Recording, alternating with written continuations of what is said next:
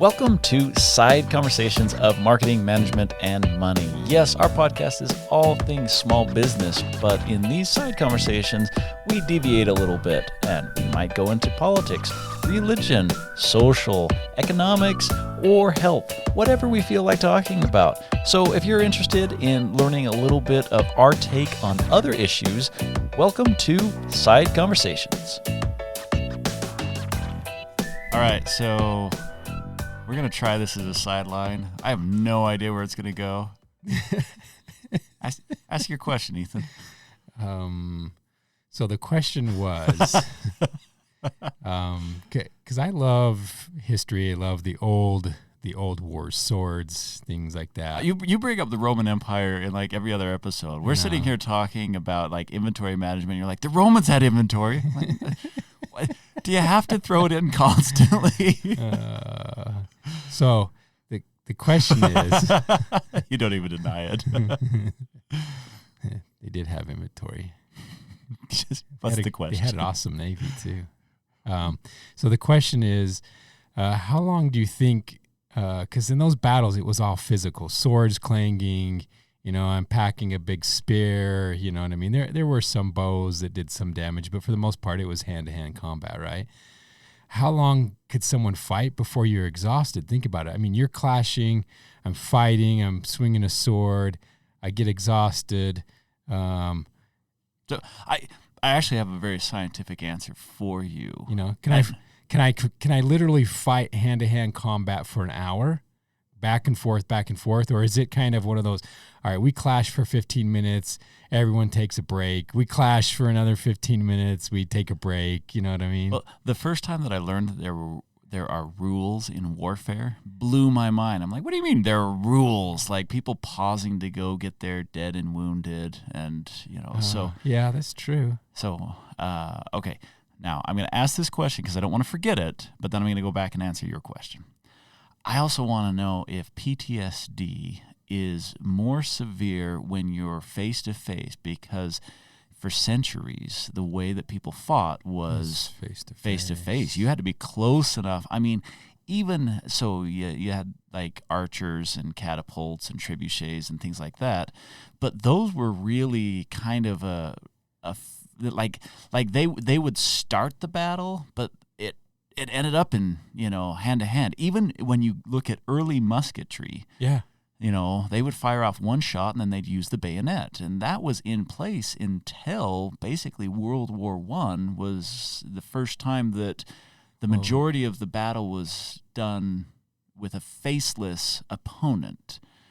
And so I'm curious about the PTSD. But let me answer your question, then I want to do the PTSD comment. So I used to train for the 800 meter, and I ran it all through high school and even a little bit in college. And so 800 meters is a fascinating race because it is the race that transitions from your anaerobic threshold to your aerobic threshold.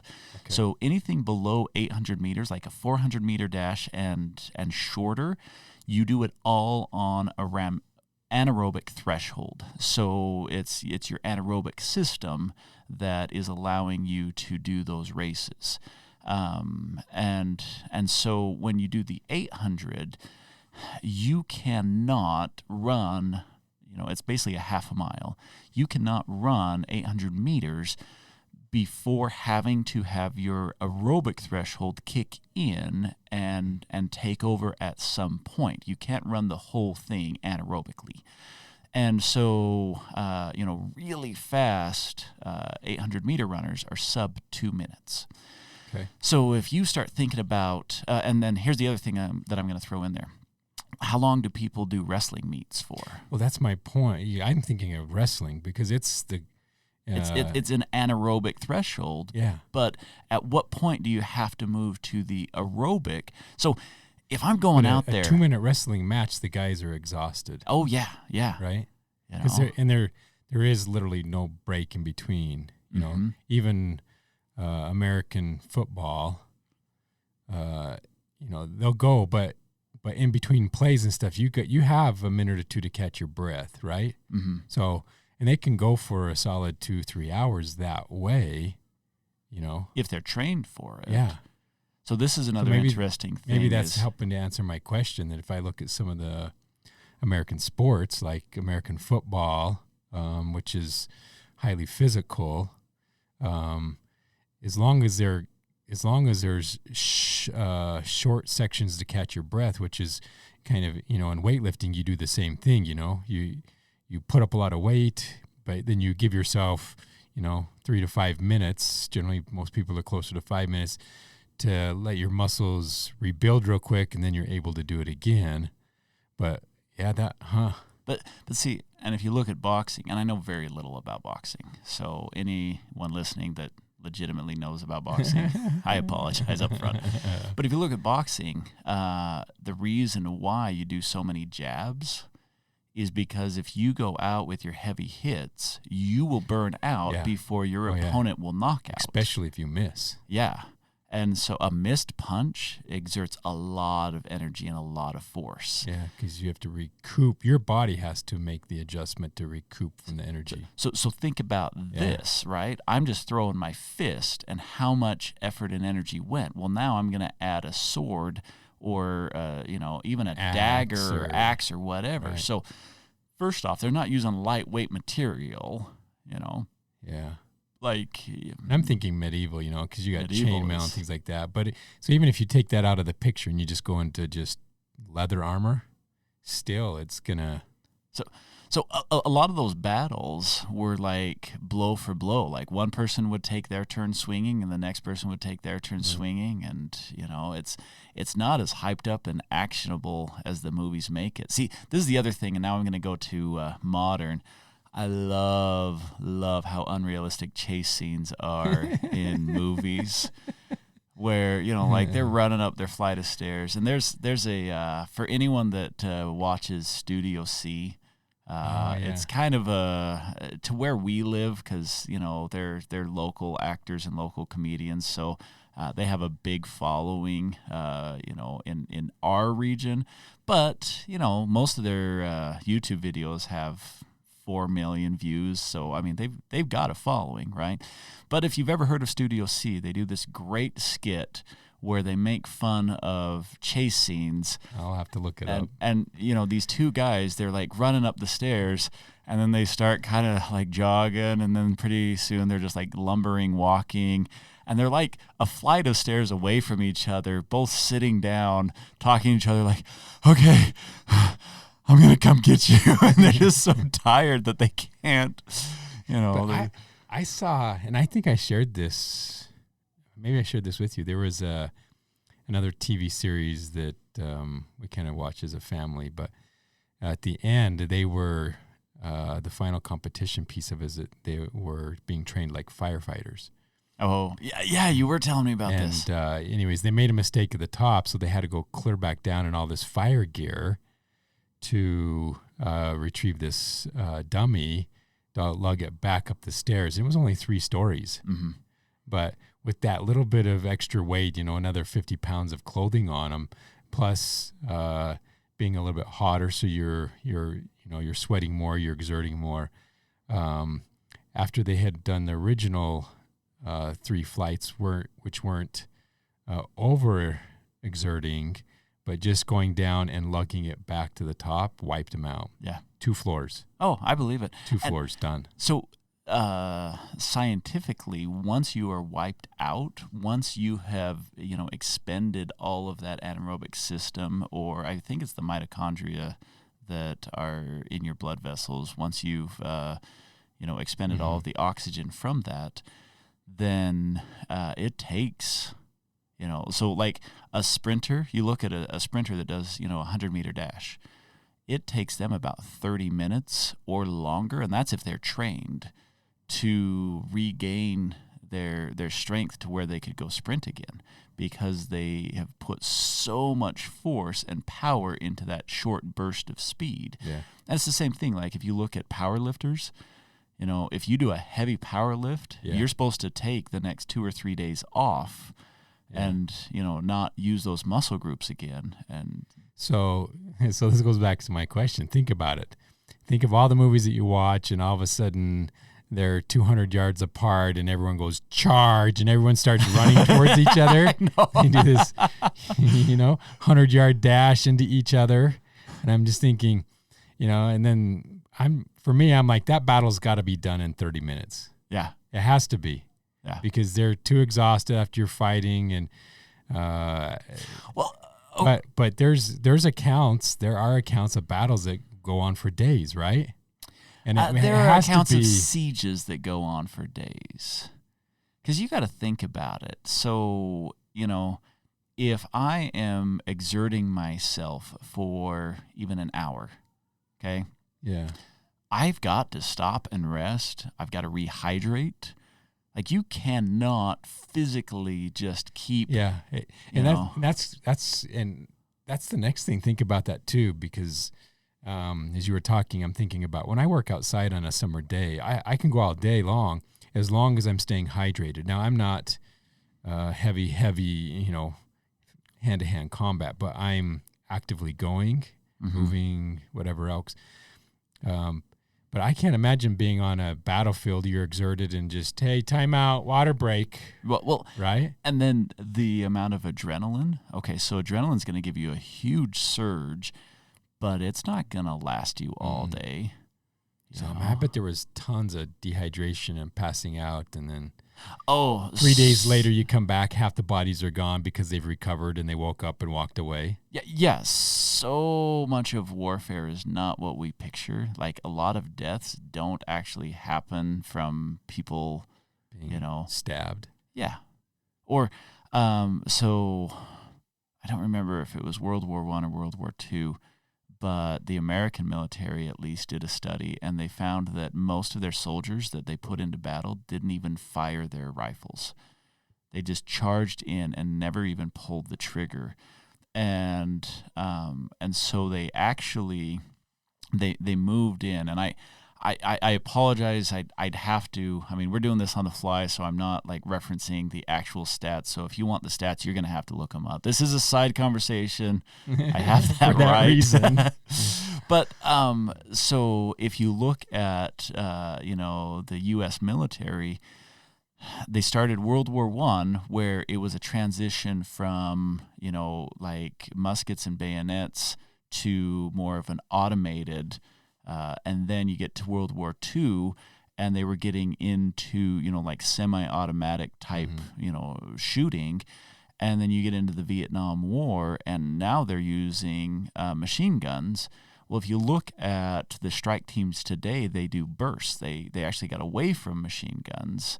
Yeah. And so there was a ton of studies that were done on like how people actually, they don't pull the trigger. And when they do pull the trigger, their aim is horrible, and and so. Well, on the early day, because that's chasing this squirrel. When police officers stopped using a 6-shot revolver and going to like a 15-round semi-automatic pistol, like a Glock. Okay. Shooting accuracy significantly went down. I believe it. Because they figured I have more rounds, I can just throw something out there versus 6 shots. I had to be smart about it because I had 6 shots. Well, okay, but so they spent more time making sure they were accurate because I didn't have. I suspect that there were 2 things going on. The other thing is, back historically, people would hunt for a main source of food, and it was very common. And I mean, you'd have your 14-year-old son, and you'd tell him, "Hey, go out and go get us dinner." And I'm talking like 1800s kind of time. And so there were a lot of people that just grew up with guns that were a tool to them. Like that was how they provided food for their family. Right. And so, and they did. They had very few.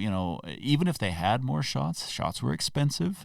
Right. And, you didn't want to just go waste them. And so I think that there was a combination of not only the, attitude of, okay, every shot counts, but also just people using it in, day-to-day applications as opposed to only using it, as a police officer. Right. So I don't know. Okay, I want to ask my PTSD question. Do you think that PTSD is worse when you're face to face with someone. So, you're drafted into the military, you end up in hand-to-hand combat. And I'm talking back when everything was hand-to-hand combat. Or do you think that it's worse? Because, military today, it's like video games. You're sitting way back controlling a drone, and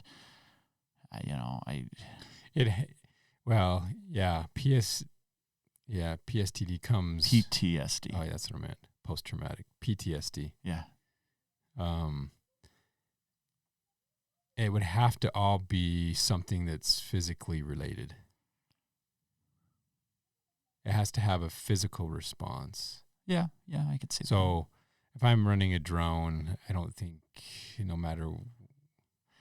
I think you still... I think you're going to have some effects from that. Yeah. But not the same as... not the same as because seeing if you've been, someone's eyes here's what most people... roll over. Don't understand is that if you've ever been in any situation where bullets are flying around you, they pop. Okay. So not that I'm recommending that you go out and lay on the ground and let someone shoot over you, okay? No. This is... but if you have been in that situation, they pop. There's a pop and a... So it's a lot. I can just psychologically how that's playing with you to know that, because you can't see anything, right? Uh-huh. And then you hear the pop, and then it's, about the same time there's another pop, and you actually hear the sonic pop by you before you hear the gun blast, depending on the distance. I did not know that. Gratefully, I've never been in a situation where people are shooting around me. So, and then to have, I think of people who've been around mortars or other type of improvised, explosive devices, that just that concussion of it, because if you've ever been up and camping in the mountains on, especially this time of year where you get those afternoon rainstorms and monsoons here in the West, that when that lightning and thunder sets in, and that lightning and thunder hits really close together, and that charge of electricity is in the air, it leaves an indelible. I'm never going to get that word out. Audible? No. I don't even know what word you were going, but it leaves an Yeah. I agree with that. Yeah. We're going to have you cut that out later. No, staying in. Side conversation. We just run. But the impression that it leaves on you, you never forget, because the electricity charges in the air, all your hair is standing up. The boom hits so loud, it literally almost knocks you to the ground. And if the lightning hits close by you, it's insane. So it's insane. My oldest son decided that he was going to go backpack Kings Peak this week. Oh, yeah. And so for reference, Kings Peak is the tallest peak in the state of Utah. It's at about 13,000 feet above sea level. So it's a tall mountain. Relative to some other peaks out there, it's not much, but it's tall enough that it's up there. If you've never had the chance, I'm going to tangent for a second. If you've never had the chance to actually be in an area above, and I would say about 10,000 feet. Yeah. That's where altitude sickness really starts to affect a lot of people. I had a friend who just went backpacking the Tetons up in Wyoming. They came home early because one of the guys was getting altitude sickness, and he's like, "Yeah, I couldn't get my heart rate to settle down," and wow. So I've only been really affected by altitude one time in my life, and it was about 11,000 feet, and I was shocked at. I wasn't getting sick, but I was so winded. Yeah. I felt pathetic. We were just walking because we were doing a hike. It was a peak that we were doing, and I'm just walking, and I'm like, I need to rest again. Yeah. And so anyway, they go and they decide that they're going to do 13,000 feet in thunderstorms, and I'm like, what are you doing? So we get this text from him. Headed home. No, all the text says is, I'm alive. Like, that's probably worse than not getting a text. Like, I think I would have just preferred to, ignorance is bliss and assume you don't have any reception. But, like, I'm alive. Is there a reason to think you shouldn't be alive? Are other people in your group not alive? Like, what? I'm amazed that out in that area there's a cell phone signal.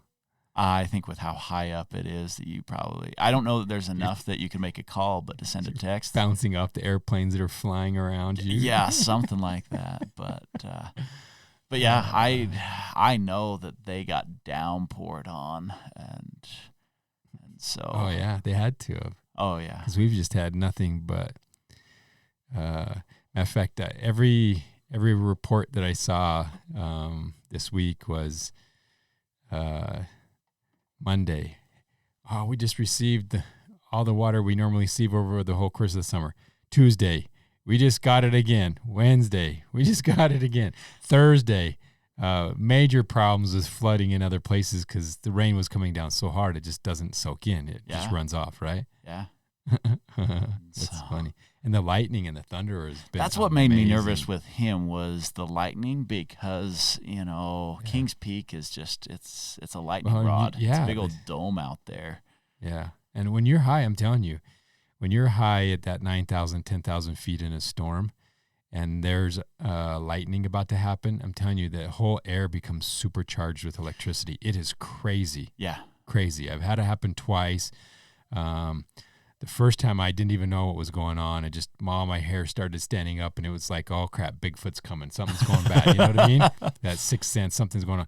And then the lightning and the thunder hit almost simultaneously, man, just knocked me to the ground. And I was just like, okay, that's not cool. And at that height, it's not like, okay, where do I even go? Because there's 1,000 trees and all of them are tall.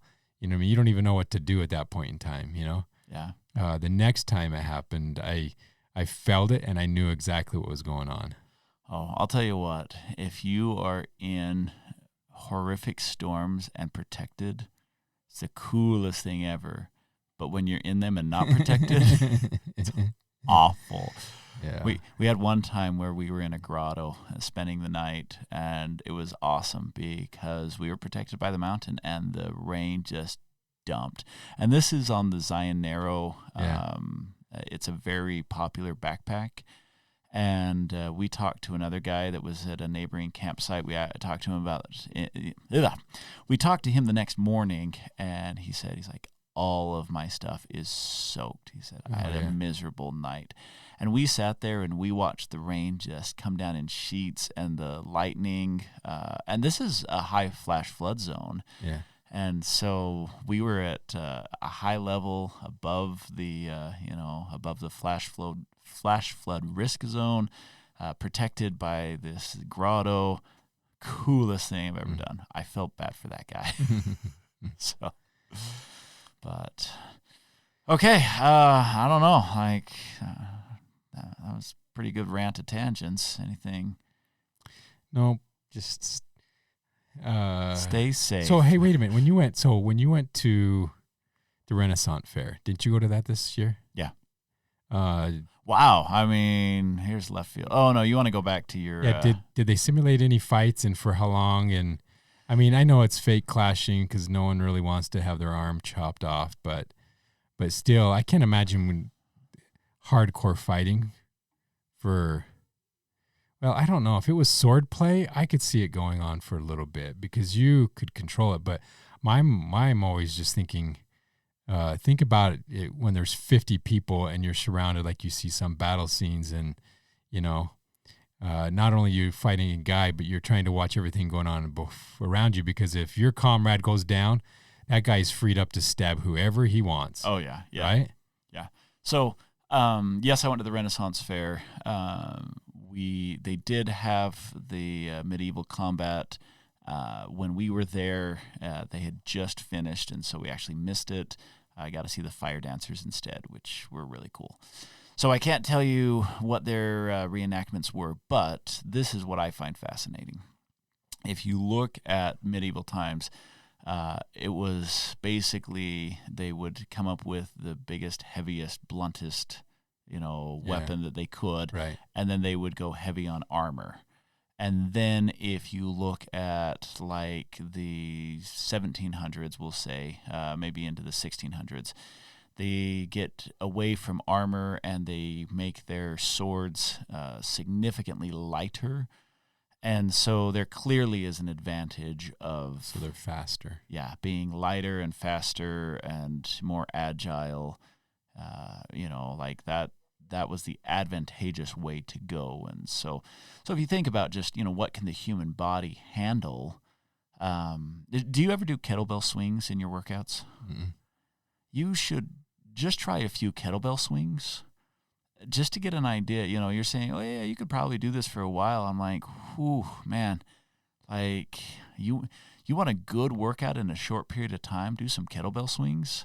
And you'll learn how hard it is to, throw. So what's interesting about kettlebell swings is I could take like a 20-pound kettlebell, and if I swing it, it's like the equivalent of me doing a 150-pound deadlift. And really? I don't know the force you fight and all the other it's the body force. parts. Yeah, because you're using so many more muscles. Yeah, I can't. Well, you actually use very similar muscles. But if you look at just force is mass times velocity, I think it is. Mm-hmm. And so when you're moving that and swinging that, it's got more force that your body has to control versus if I'm just doing a deadlift, I'm just lifting. I'm only fighting gravity. I'm not actually fighting any other force. That goes right back to if you're using any type of, I call them a machine. Machine weight system as opposed to a free weight system. Yeah. Free weights always seem harder because you have to have so much more control versus the other one is structured. It's on pulleys, or on bars, so the movement stays consistent. You don't have to control the side to side or anything like that. You can just focus on, that single exercise or muscle, but. Yeah. So if you think about like swinging a sword or an axe or something like that, well, you've got one good swing, and then it's going to take you time to ramp up for the next swing. What got me thinking about this was last night. I was doing some dirt work, and anyways, this tip of a rock was sticking up, and I thought this has got to go. This is going to drive me nuts. So I started digging around the rock and digging around the rock and digging around the rock. And after about 15 minutes of digging around this rock, I realized this is not rock. It's the tip of a boulder. Right? Okay. I've had a few moments like that. After I had dug around enough of it to realize that I can't just get a pry bar underneath this and move it out like, the other, the biggest one I had got out previous to that was about the size of a large kettlebell. Okay. So, they're fairly big. Yeah. Bigger than a basketball. Right. And as rock, that's heavy. Yeah. So I got one out previous to that, so I thought that's what I was in for again. No. So I had dug around at least that much of it, and even had a bar where I had a little bit of a bite. It didn't even hardly move, right? Mm-hmm. So hit it with a tractor. The whole ground around it just shakes. I'm like, okay, it's big. So that's when I bring out, I'm like, it's got to go. I can't deal with this. So I got to at least get the top off of it so it's flat, and then it can stay buried for the rest of its life. And after swinging a 32-pound sledgehammer. That doesn't touch it? Yeah. Well, after about 10 hits, it started fracturing and breaking up and wasn't too bad. But after about swinging the 32-pound sledgehammer, I was just like, wow. Because so many more muscles getting above your head, going down, absorbing the shock. In 5 minutes, I'm exhausted. Yeah. Right? Like chopping wood. That's, And your axe head is only, most axe heads are probably between 5 and 10 pounds. Yeah. But chopping wood. So, I'm thinking, all right, you're swinging in, I don't know how much a sword weighs, 8 to 10 pounds maybe, big broadsword. Yeah. You're swinging that around. Clanging, hitting, miss, all of your energy's wasted. I'm just thinking, you don't go very long, man. Mm-hmm. Yeah. So I will tell you that I've modified my workouts to include swings like that on purpose because you think to yourself, you're like, really? I mean, how often do you go around swinging your broadsword? I don't actually. Don't even own a broadsword. Hope I never have to. But, when you're out digging a hole, Oh yeah, you're swinging, Yeah. When I go canyoneering and I just have to toss my pack, I'm swinging. yeah, And Yeah. so, a lot of those swinging motions, and, I've incorporated that into my workout schedule. It makes a huge difference. Just if you want to go play hard or work hard, if you're working on the farm or something like that, man, those swinging motions come into play more often than you will realize. Well, and too often in my workouts, I don't simulate that motion, right? Oh, you should. But I need to. The older I get, the more I need to. I should go. I have a huge old tractor tire. I ought to just leave out there because I've done it a few times. Pound it with the sledgehammer. Oh my goodness. Yeah. And, pound it and then also lift it and flip it over. Oh yeah, some of that CrossFit style stuff. Yeah. Yeah, I think that's great as long as you don't do an inflammation bath. That's the issue I have with CrossFit. If I did that, then it wouldn't be any type of if it was a bath, it'd be like a bath full of Oreo cookies that I could eat because I had earned it. All right. I think we're done. Anything else you want to throw in there? We ended on Oreo cookies, so I guess that's... I have an addiction to Oreos. I thought it was hot dogs. I do like hot dogs, too. Yeah. I just had a great bratwurst that was jalapeno. Bratwurst and hot dog are not even in the same category. Yeah, you're right. They're different, but for me, it's in the hot dog category. But I had a jalapeno one the other day. Fantastic. Just fantastic. Okay. So sounds good. Yeah. Well, if you made it to the end of this episode, side conversation, thanks for tuning in. We'll catch you next time. Bye.